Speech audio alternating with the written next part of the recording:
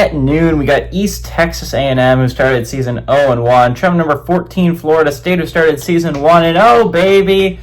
College football is better when all three Florida schools are good. And man, three Florida schools are doing great. Florida State favored by 1-0. Florida State favored by 44.5 points on the ACC network.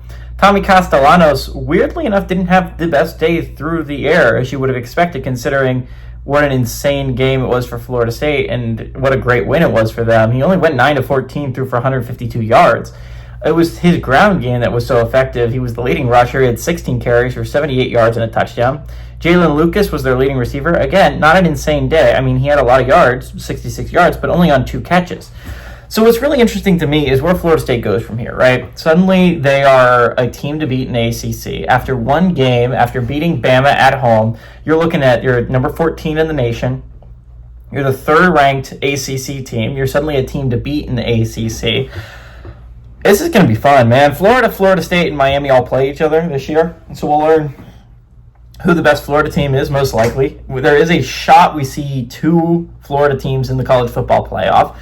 This is going to be fun. I mean, like, legitimately, Florida State looked really good against Alabama. Now, we don't know if Florida State is really good or if Bama is really bad, if it's a combination of both, if it's a combination of neither, where Florida State is bad and Alabama is good and it's a random game. Who knows? Well, all I'm saying is Florida State looked really solid. I mean, I wasn't 100% on the Florida State train to start the season, but I did like Tommy Castellanos. I've been a big fan of his since he was at Boston College, and him and Calandria were always like 2 quarterbacks I had a minor crush on when it comes to like quarterback play. And it's just like that never quite got the recognition I thought they deserved. They both looked really good. And now with their new teams, they're both thriving. Castellanos is doing great at Florida State. Calandria is doing pretty solid at UNLV.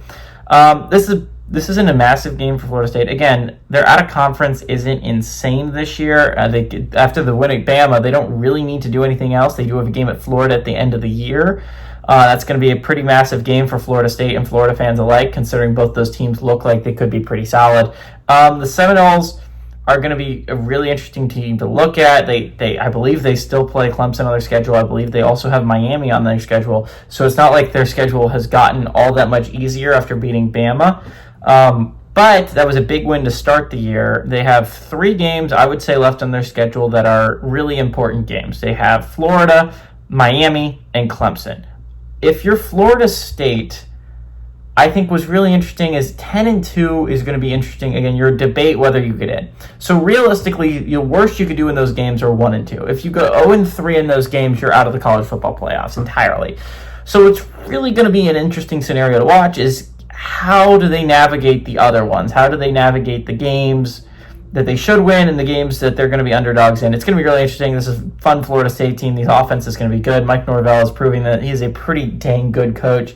All that being said, Florida State is a much better offensive team than East Texas A&M. SMU lit them up last week. Let's look at Florida State to light them up this week. Give me the Seminoles to win, and I like the Seminoles to cover at home.